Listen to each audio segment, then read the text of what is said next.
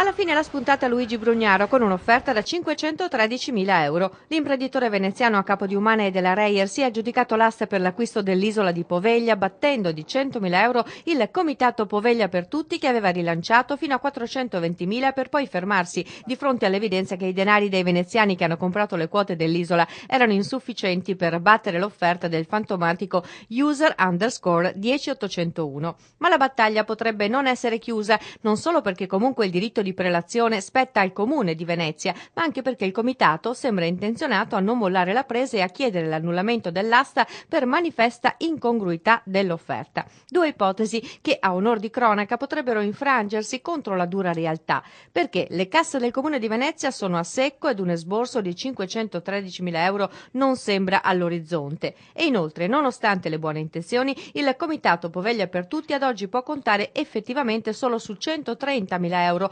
raccolti dalle quote dei cittadini, e avrebbe faticato non poco ad onorare l'offerta d'asta. Dal canto suo, invece, Luigi Brugnaro, l'imprenditore veneziano di Spinea, è avvezzo alle sfide e alle battaglie non solo sul parquet cestistico e sembra avere già le idee chiare sul futuro dell'isola. Entro un mese la commissione di congruità del demanio darà il suo parere sull'offerta, che consente a chi vince l'asta di diventare proprietario di Poveglia per 99 anni.